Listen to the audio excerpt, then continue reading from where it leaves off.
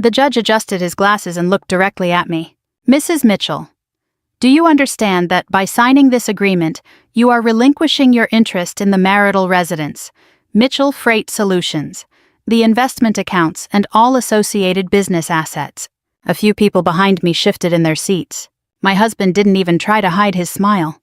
I swallowed hard and glanced toward my father. Dad sat in the second row of the Marion County courtroom in downtown Indianapolis. He was 73 years old, broad-shouldered, despite his age, with silver hair and the same calm expression he'd worn my entire life. A few minutes earlier, while the attorneys reviewed the final paperwork, he had leaned forward and quietly whispered 4 words. Just give him everything. At the time, I thought I'd misheard him. Everything. The house. The company. The accounts. Everything we'd spent more than 20 years building. I looked back at the judge. Yes, Your Honor, I said. My voice sounded steadier than I felt. I'm aware. The judge nodded and signed the final order. Just like that, 22 years of marriage officially ended. Across the room, Brian Mitchell looked like a man who had just won the lottery. His attorney shook his hand. His mother smiled. His younger brother actually chuckled. And for a brief moment, I wondered if they were right. Maybe I was the fool. Maybe I had just handed my cheating husband everything he'd ever wanted. The hearing ended shortly before 11 on a gray Thursday morning in October. Outside the courthouse, the wind carried the smell of rain and traffic from Washington Street. People hurried past holding coffee cups and briefcases while my life felt like it had stopped moving altogether. Mom? I turned. My daughter Emma stood beside me, 17 years old. Dark hair, brown eyes. The same eyes I'd looked into every day since the moment she was born. She wrapped her arms around me. You okay? I nodded even though I wasn't. Yeah, neither of us believed it. A few feet away, Brian's family gathered near the courthouse steps. They weren't even pretending to be respectful. His mother, Linda, laughed loudly enough for us to hear. Well, Brian always was the smart one. His brother snorted. She folded faster than I expected. I saw Emma stiffen. Before she could respond, I gently touched her arm. Leave it. But Mom, leave it. The last thing I wanted was for my daughter to get dragged into their celebration. Brian walked over carrying a leather folder. He wore the same navy suit he'd worn to countless business meetings over the years. The suit I had bought for him. Funny how little details stick with you. You didn't have to make this so difficult, he said. I stared at him. Difficult. That word almost made me laugh. This was the man who had slept with one of our employees while I was working 60-hour weeks helping keep the company alive. The man who spent months lying to my face. The man who now stood here acting inconvenienced. I wish you luck, Deborah, he said. Luck. As if I were starting a new hobby instead of rebuilding my entire life. I nodded. Take care of yourself. For the first time, he looked slightly confused. Maybe he expected anger. Maybe he expected tears. Honestly, I had already exhausted most of those months earlier. He shrugged and walked away. His family followed. Within minutes, they disappeared toward the parking garage. Emma watched them leave. I hate him. Don't. Why not?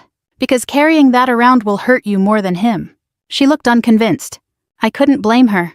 At 17, I wouldn't have believed it either. Dad walked over. He placed a hand on my shoulder. You did good. I stared at him. Good.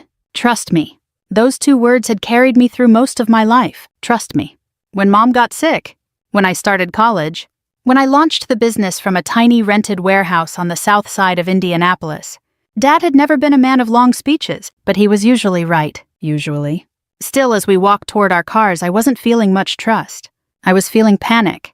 3 days later, I moved into a rental house in Plainfield. The place wasn't terrible. 2 bedrooms. Small backyard. Old kitchen cabinets. A driveway that cracked down the middle. The rent payment alone made my stomach tighten. After living in a 4-bedroom home for years, the adjustment felt enormous. The first night, Emma and I sat on folding chairs because our furniture hadn't arrived yet. We ate takeout from Culver's straight from the containers. The television sat on the floor. Half the rooms were still full of boxes. This sucks, Emma said. I laughed despite myself. That's one way to put it. She pushed a French fry around her container. You should have fought harder. There it was. The question everyone seemed to have. The question I asked myself every morning. Maybe she was right. Maybe I should have fought. Maybe I should have demanded half the company. Half the house. Half of everything. Instead, I'd signed papers and walked away. The silence stretched between us. Finally, she looked up. Why didn't you? I opened my mouth, then closed it. The answer sat right there. Heavy. Dangerous. Waiting. But it wasn't time yet. So I gave her the only answer I could. Because sometimes winning doesn't look like winning at first. She frowned. That doesn't make any sense. No, I admitted. Not yet. That night after Emma went to bed, I sat alone on the back porch. The October air felt cold against my face. Somewhere down the street a dog barked. A train horn echoed faintly in the distance. I thought about the courthouse. The laughter. The signatures. The humiliation. And for the first time since the divorce became official, doubt crept in. What if Dad was wrong? What if I'd made the biggest mistake of my life? Inside the house, my phone buzzed. A social media notification. I opened it. Brian had posted a picture. He was standing beside a brand new black Ford F250. His arm wrapped around the woman he'd left me for. Both of them were grinning. The caption read, "New beginnings." Hundreds of people liked it. I stared at the screen for a long moment. Then I set the phone down. Because Brian thought the story was over.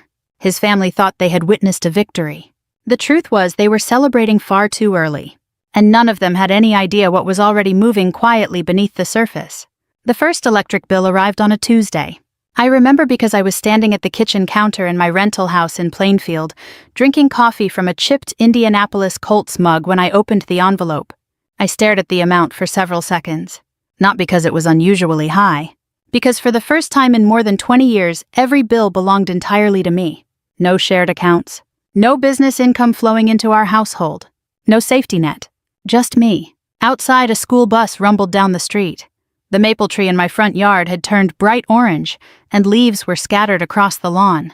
Normal life kept moving. Mine felt stuck.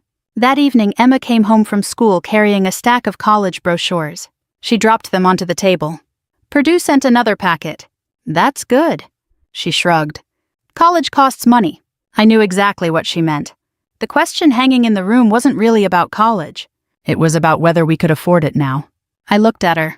We'll figure it out. She sat down across from me. Mom, can I ask something? I already knew what was coming. Sure. She hesitated. Then she asked it anyway. Are we broke? I laughed softly. Not because it was funny. Because I appreciated her honesty. No. Really? Then why are we living here while Dad's driving around in a new truck? That one landed harder. Because I'd asked myself the same thing every day for weeks. Through the kitchen window, I could see my old life disappearing farther into the distance. The large house. The business. The lifestyle we'd built. Everything looked gone. At least on the surface. I know this is hard, I said. She crossed her arms. You keep saying that. Because it's true. And you keep acting like everything's fine. I looked down at my coffee. The truth sat right behind my teeth. One sentence and everything would change. But Dad had been clear. Not yet. So I simply said, trust me. Emma rolled her eyes. Apparently that phrase had skipped a generation. She grabbed a brochure and disappeared into her room. The screen door slammed behind her. I sat alone at the table feeling about 10 years older than my 47 years. A few minutes later my phone rang. Dad, how's Emma? Angry. Good. I laughed. What kind of answer is that? The honest one. Dad's voice carried the same calm confidence it always had. She's smart enough to know something doesn't add up. She thinks I gave up. So does everyone else. That wasn't exactly comforting. Dad continued. Which is exactly why nobody's paying attention to what matters. I leaned back in my chair. The memory hit me immediately. 6 months earlier? March. Before the divorce papers. Before the affair became public. Before everything exploded. Back then, I still believed my biggest problem was a struggling freight market. Our company, Mitchell Freight Solutions, had operated for nearly 15 years. We handled regional shipping contracts across Indiana, Illinois, Ohio, and Kentucky. Nothing glamorous, but steady, reliable. The kind of business built through thousands of ordinary workdays. Then I noticed something strange. A payment that didn't make sense. It was only $7,000, not enough to trigger alarms, but enough to catch my attention. The expense was listed under equipment procurement. The equipment didn't exist. At first I assumed it was bookkeeping error. Everybody makes mistakes. Then I found another one. And another. And another. The amounts varied. 5,000 here. 12,000 there. Small enough to hide. Large enough to matter. When I asked Brian about it, he brushed it aside. Accounting issue. Simple answer. Too simple. Something about the way he said it bothered me. For weeks I kept digging. Then one Friday afternoon I met with our outside accountant. What started as curiosity quickly turned into something much worse. Several transactions had been redirected through shell vendors. Money was disappearing. Not millions, but enough to raise serious concerns. I remember driving home that evening with both hands gripping the steering wheel. The sun was setting over Interstate 70. Traffic crawled. My stomach felt sick, because deep down I already knew where the trail was leading. Brian. The evidence wasn't complete, but the pattern was there. That same night I called Dad. He arrived 20 minutes later carrying a toolbox. Not because I needed repairs, because that's what Dad did when something was wrong. He always showed up with tools. We sat in the garage for nearly 2 hours. I explained everything. Every suspicious payment. Every missing document. Every strange transaction. When I finished, he stared at the concrete floor. Finally, he asked one question. How sure are you? Not completely. Then get sure. That advice changed everything. The following week, I hired a forensic accountant. Her name was Melissa Granger, former IRS investigator, sharp as a razor blade, expensive, worth every penny. For nearly 4 months, she quietly examined records, bank statements, vendor contracts, credit card activity, payroll reports, everything. And the deeper she dug, the uglier it became. Meanwhile, Brian's affair surfaced. The marriage collapsed. Lawyers got involved. Divorce became unavoidable. Yet through all of it, Melissa kept working. Every few weeks she'd call me. Found something else. The sentence became routine. Something else. Something worse. Something larger. Eventually, the evidence filled multiple binders. And that was when Dad suggested the unthinkable. Don't expose him yet. I thought he was crazy. You want me to let him take everything? Dad nodded. If he insists. Why? Because sometimes people destroy themselves faster when nobody stops them. At the time, I hated that answer. Now I wasn't so sure. A loud notification pulled me back to the present. My phone screen lit up. Brian again. Another social media post. This time he was in Florida. Palm trees. Beachfront hotel. The woman from accounting sitting beside him. Champagne glasses raised. The caption read, "Life's too short not to enjoy success." I almost laughed. Almost. Because I knew something Brian didn't.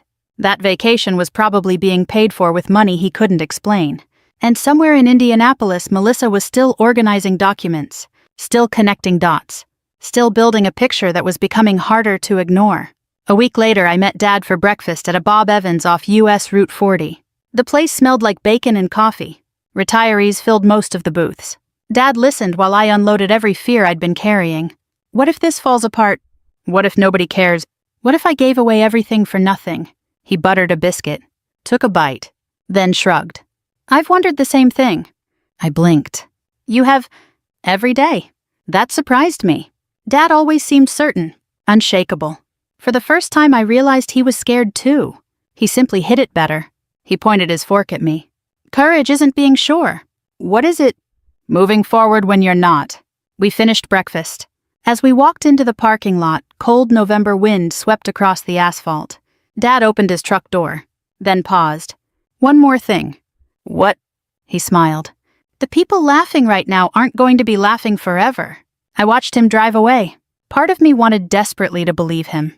Another part feared I was betting my future on hope. What I didn't know was that events had already started moving. Quietly. Behind closed doors. And within a matter of weeks, people far more powerful than me would begin asking Brian some very uncomfortable questions. 3 weeks after my divorce became final, I received a phone call that nearly made me pull my car onto the shoulder of Interstate 465. I was driving back from a meeting with a small manufacturing company on the west side of Indianapolis. Consulting work wasn't glamorous, but it was helping me pay the bills. My phone connected through the truck speakers. Mrs. Mitchell, the voice was professional and calm. Yes, my name is Daniel Harper. I'm calling regarding information previously submitted through legal counsel and financial review channels. For a second, I wasn't sure what he meant. Then I knew. The evidence. The files. The investigation. I tightened my grip on the steering wheel. Okay. We may need additional documentation. My heart started pounding. Traffic moved steadily around me. Minivans. Pickup trucks. Delivery vans. Ordinary people having ordinary days. Meanwhile, my entire future seemed to be changing. I answered a few questions, nothing dramatic, nothing revealing. But when the call ended, I understood one thing clearly. People were looking. Real people. Serious people. The information wasn't sitting in a binder collecting dust anymore. Someone was paying attention. That night, I didn't tell Emma. I didn't tell anyone. Not even Dad until the following morning. When I called him, he listened quietly. Then he said exactly 6 words. Things are finally catching up. I wanted to feel relieved. Instead, I felt nervous. Because once a process starts, nobody controls where it goes. Not me. Not Brian. Not anybody. 2 days later, the first crack appeared. I wasn't supposed to know about it. But small towns and business communities have loose lips. Especially in Indiana. I was having lunch with a former client at a Texas roadhouse near Plainfield when he casually mentioned hearing rumors. Your ex having some problems? I nearly dropped my fork. What kind of problems? He lowered his voice. Banking issues. That was all he knew. Or all he was willing to say. Still, it was enough. The following week, another former employee called. Then another. Then another. Each conversation revealed a slightly different piece of the picture. Payments were delayed. Vendors were complaining. Questions were being asked. Documents were being requested. At first, Brian apparently acted confident. Dismissive. The same way he'd always handled problems. But confidence only works when facts cooperate. And facts were becoming difficult. One Friday afternoon, I picked Emma up from a college tour at Indiana State University. As we drove home, she stared out the passenger window. Then she suddenly asked, "Did Dad call you?" "No." "He called me." That got my attention. "What did he want?" She hesitated. "He asked if you'd been talking about him." I glanced at her. "What did you say?" "The truth." And I told him we barely talk about him. For the first time in weeks, I smiled. "Good answer." Emma looked thoughtful. He sounded weird. Weird how? Nervous. That surprised me. Brian wasn't many things, but nervous usually wasn't one of them. The man had walked into business negotiations worth hundreds of thousands of dollars without breaking a sweat.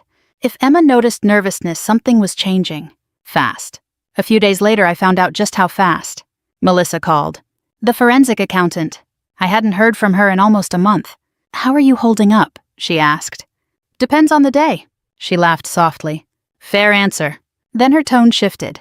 "Listen carefully." Immediately, my stomach tightened. There have been developments. I sat down at my kitchen table. The same small table where Emma and I ate dinner every night.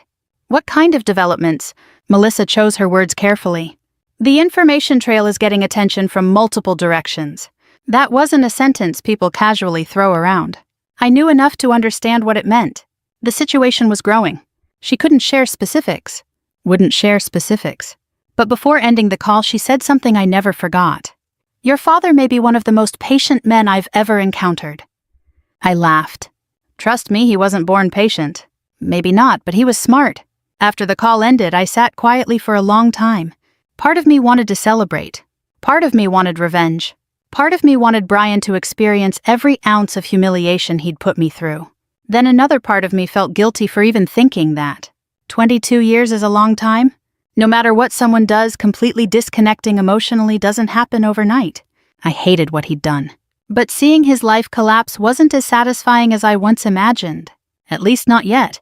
The next major development arrived courtesy of Brian himself. He called. The first direct conversation we'd had since the divorce. His voice sounded strained. "Deborah." I nearly didn't answer. "What do you need?" A long silence followed. Then he asked something completely unexpected. "Did you report me?" There it was. The question. The fear. The panic. I leaned back in my chair. "Report you for what?" Another silence. That told me everything. Because innocent people don't struggle to answer that question. "You know exactly what I'm talking about," he said. "No, Brian, I really don't." His frustration came through immediately. "This isn't funny." I stared out the window. Leaves were blowing across the backyard. The world looked calm. Meanwhile, my ex-husband sounded like a man standing in the middle of a thunderstorm. Finally, I said the only thing I felt comfortable saying. "I gave you everything you wanted." Silence. Then a sharp exhale. The call ended. No goodbye. No explanation. Just gone. That evening, Dad came over. Emma was at a friend's house. We sat on the back porch drinking coffee while the temperature dropped into the 40s. I told him about the conversation. He listened quietly, then nodded. He's starting to understand. Understand what? Dad looked toward the darkening sky. That winning and getting what you want aren't always the same thing. For the first time, I felt something shift inside me. Not triumph, not revenge. Something else. Relief. Because for weeks I'd watched everyone believe a false story. The poor abandoned wife, the successful ex-husband. The clear winner. The obvious loser. But reality was finally catching up. A few days later, Emma came home from school carrying groceries. I helped unload the bags. As we worked, she suddenly stopped. "Mom?" "Yeah. I think I owe you an apology." I looked at her. "For what?" She set a carton of eggs on the counter. "For thinking you gave up." The words hit harder than she probably realized. I smiled. "You don't owe me anything." "I kind of do." I shook my head. "No." She studied me for a moment. Then she said something that nearly brought tears to my eyes. "I think you've known something this whole time." I didn't answer. I didn't need to. Because for the first time she was starting to see the larger picture. And she wasn't the only one. Across Indianapolis, people who had once admired Brian's success were beginning to ask uncomfortable questions. Former employees were talking. Vendors were talking. Business partners were talking. And the same relatives who had laughed outside the courthouse were starting to make phone calls they never expected to make. The first one arrived the following week. Brian's younger brother. The man who had mocked me on the courthouse steps. His name appeared on my phone screen. I stared at it, then let it ring. A minute later he called again. And for the first time since the divorce, I realized something important. The people who had laughed the loudest were suddenly getting worried. Very worried. By the time Thanksgiving approached, Brian's family had completely changed their tune. Not publicly, at least not yet, but privately. The difference was impossible to miss. 3 weeks earlier, nobody had wanted to hear my side of anything. Now my phone kept lighting up with messages from people who hadn't spoken to me in months. Most of them weren't calling to apologize. They were calling to gather information. There is a difference. One afternoon while I was folding laundry, Brian's mother left a voicemail. "Deborah, please call me back. We need to talk." Need. Interesting word. Back in October, she had laughed outside the courthouse. Now suddenly we needed to talk. I deleted the message. Not out of anger. I simply didn't have anything useful to say. A few days later, Emma walked into the kitchen carrying her phone. "Grandma wants us to come to Thanksgiving." I looked up. "Really?" She nodded. "Bloomington. Same place as always." That caught my attention. The Mitchell family gathered every Thanksgiving at Brian's parents' house on the south side of Bloomington. They'd been doing it for years. Turkey, football, arguments disguised as conversations, the usual family traditions. I expected the invitation to be a formality. Then Emma added something surprising. "She specifically asked for you." I laughed. That alone told me something was wrong. Very wrong. A week later, Linda called me herself. I almost didn't answer. Almost. "Hello." Her voice sounded strained. "Deborah?" "Linda." A brief silence followed. Neither of us seemed eager to continue. Finally, she spoke. "I hope you'll come next Thursday." I waited. There was more. There always is. Emma would like that. Interesting. Not "we would like that." Not "I'd like that." Emma would like that. A classic family maneuver. Use the granddaughter. I nearly smiled. Emma can decide for herself. And you? I looked through the kitchen window toward the backyard. "I'll think about it." When I hung up, I immediately called Dad. He listened quietly. Then he laughed. Not a loud laugh. Just enough. "What?" "They're scared." "You think—" "I know." That weekend, another call arrived. This time from Brian. The second conversation since our divorce. His voice sounded exhausted. Nothing like the confident man who had walked out of the courthouse. "I want to talk." I sat at my desk. "About what?"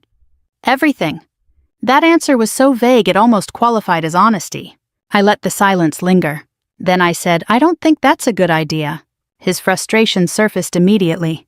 "Deborah, please." Please. I couldn't remember the last time Brian had said please to me. For years he'd operated as if life naturally arranged itself around his needs. Now he sounded desperate. "I have another meeting," I said. It wasn't true. But neither was most of what he'd told me during the final years of our marriage. The call ended shortly afterward. Thanksgiving morning arrived cold and cloudy. Emma was already dressed when I came downstairs. "You decided—" I poured coffee. "Have you?"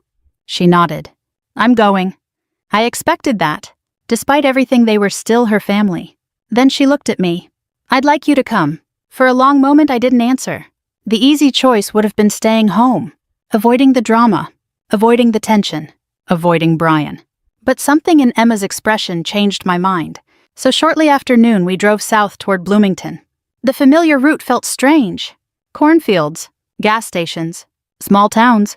The same roads I'd traveled for years, yet everything felt different now. When we pulled into Linda's driveway, I immediately noticed something unusual. Too many cars. Not family cars. Professional-looking vehicles. A black SUV. A silver sedan. Several unfamiliar license plates. Dad noticed it too. He was driving separately and parked beside us. His eyebrows rose. Interesting. Very. We walked inside. The house smelled like turkey stuffing and cinnamon. Football played on the television. Children ran through the hallway. At first glance, everything appeared normal. Then I started noticing faces. A former company manager. A corporate attorney. 2 people I recognized from earlier meetings with Melissa. My pulse quickened. This wasn't a normal Thanksgiving gathering. Not even close. Across the room, Brian saw me. For a second, his expression froze. Then he forced a smile. A terrible one. The kind people wear when they're trying not to panic. Deborah. Brian. He looked thinner. Tired. His suit jacket hung loosely around his shoulders. The confident businessman from October seemed to have disappeared. We exchanged a few awkward sentences before dinner. Nothing important. Nothing meaningful. Mostly performance. Everyone pretending things were normal. The illusion lasted about 45 minutes. Then dinner began. More than 20 people crowded around tables stretched through the dining room and living room. Turkey. Mashed potatoes. Green bean casserole. The usual holiday spread. For a while, conversation stayed harmless. Sports. Weather. College applications. Then Brian made a mistake. A huge one. Maybe he felt cornered. Maybe he wanted control. Maybe he simply couldn't help himself. Whatever the reason, he raised his glass and laughed. You know, despite everything, this has been a pretty good year for me. A few uncomfortable smiles appeared. He continued. I mean, I ended up with the company, the house, and most of the assets. Silence. Then he looked directly at me. And Deborah was generous enough not to fight me. A few nervous chuckles followed. Not many, just enough. The room felt colder. I set down my fork. Brian smiled. The same arrogant smile I'd once known by heart. Then a voice interrupted from the far end of the table. Actually, Brian, that's not entirely accurate. Every head turned. The speaker was Michael Sanders, one of the attorneys. The room went silent. Completely silent. Brian's face immediately lost color. Michael opened a folder. Then another. Papers appeared. Documents. Records. Financial reports. I watched the realization spread around the room. Slowly. Like a storm cloud moving across a field. Questions started. Then more questions. Then accusations. The details came out piece by piece. Unauthorized transfers. Hidden accounts. Misrepresented expenses. Questionable transactions involving multiple family members. Nothing dramatic. Nothing exaggerated. Just facts. Cold facts. The most devastating kind. Linda stared at the documents. Brian's brother turned pale. One uncle slammed his hand against the table. What the hell is this? Nobody answered. Because nobody needed to. The papers were answering for themselves. Then came the moment I'll never forget. Brian's girlfriend stood up. She looked at him, then at the documents, then back at him. You lied to me too. Brian opened his mouth. Nothing came out. She grabbed her purse and walked straight out the front door. Nobody stopped her. Nobody even tried. Arguments erupted across the room. Relatives talking over one another, demanding explanations, demanding answers, demanding accountability. Meanwhile, I remained seated, quiet, watching, not enjoying it exactly, but understanding it. Eventually, Brian looked directly at me. His eyes were full of anger, and something else. Fear, real fear. Are you happy now? The room fell silent again. Everyone waited. I thought carefully before answering. Then I said the only thing that felt true. The truth didn't ruin this family. I looked around the room. The lies did. Nobody spoke, because nobody could. The silence itself became the answer. And for the first time since the divorce, every person in that house understood what had really happened. The winner they'd celebrated wasn't a winner at all. He had simply been standing closer to the edge than anyone realized. The first snowfall of the year arrived in early December. I stood by the kitchen window in my rental house in Plainfield and watched flakes drift across the backyard. A few months earlier, that view would have depressed me. The small yard. The modest house. The life that seemed so much smaller than the one I'd lost. Now it felt different. Peaceful even. Funny how perspective changes. A lot had happened since Thanksgiving. More than most people could imagine. The company Brian fought so hard to keep was barely functioning. Several major clients had left. Vendors demanded payment. Contracts were canceled. Lawyers seemed to be involved in nearly every conversation. Some investigations were still ongoing, and I learned quickly that those processes move slowly. Real life isn't like television. Problems don't get wrapped up in a neat package by the end of the week. Still, the direction was obvious.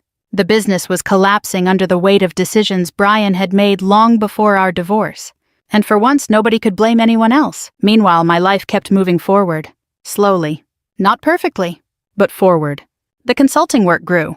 1 client became 2. 2 became 4. Then 6. I wasn't making the kind of money I once had, but something surprising happened. I started enjoying work again. For years, Mitchell Freight Solutions had become a source of stress. Arguments. Tension. Secrets I didn't yet understand. Now I worked with local companies that genuinely appreciated my experience.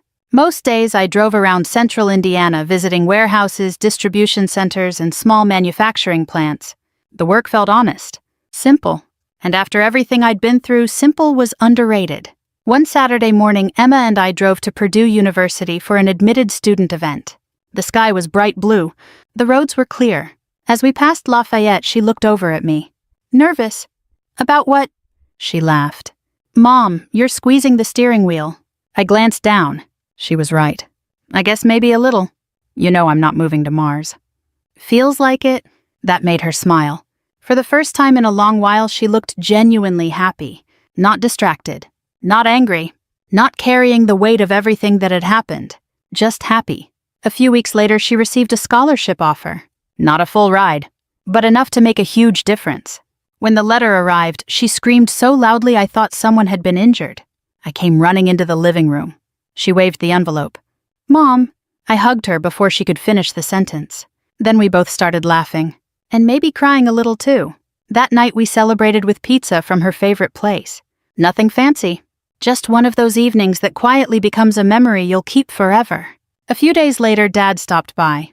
He was carrying a toolbox. Of course.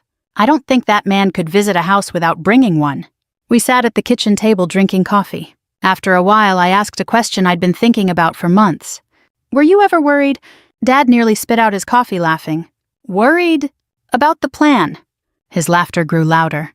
Deborah, I was terrified. I stared at him. Seriously? Absolutely. That surprised me. For months, I'd imagined him as some kind of calm strategist who knew exactly how everything would unfold. Apparently not. He shook his head. I hoped we were right. Hoped? That's different than knowing. I thought about that for a moment. The distinction mattered. Because people often imagine courage as certainty. But Dad was right. They're not the same thing. Sometimes courage means moving forward without guarantees. Sometimes it means enduring embarrassment, criticism, and doubt because you believe something important is worth waiting for. That lesson stayed with me. Around February, Brian called again. I almost didn't answer. Almost. This time there was no anger. No accusations. No arrogance. Just exhaustion. How are you? He asked. The question felt strange coming from him. I'm okay. A long pause followed. Then he sighed. I owe you an apology. I looked out the window. Snow remained piled along the edges of the street. Children were playing in a nearby yard. Life continued. I know. Another pause. Then he surprised me. I don't expect forgiveness. For once he sounded honest. Completely honest. I appreciated that. That's probably good. A small laugh escaped him. The first genuine laugh I'd heard from Brian in years. Not confident. Not charming. Just human. We talked for a few minutes, mostly about Emma. College. Practical things. Then the conversation ended. No dramatic reconciliation. No miraculous transformation. Real life rarely works that way. When I hung up, I didn't feel victorious. I didn't feel angry either. Mostly I felt finished. And sometimes that's enough. Looking back now, I realize the hardest part wasn't losing the house. It wasn't losing the company. It wasn't moving into a rental home. The hardest part was living through a season when everyone believed a story that wasn't true. People assumed they knew what happened. They assumed they knew who won. They assumed they knew who lost. But time has a way of revealing things appearances can't. Today, Emma is thriving. Dad still gives advice whether anyone asks for it or not. And me, I'm doing just fine. Maybe better than fine. Because in the end, the most valuable thing I kept wasn't property money or a business. It was my peace of mind. Nobody can sign that away in a divorce agreement. If there's one thing this experience taught me, it's that not every battle needs to be fought in public. Sometimes the truth does its best work quietly, and patience can be more powerful than anger. If this story meant something to you, I hope you'll share it with someone who may need that reminder. And thank you for spending part of your day with me.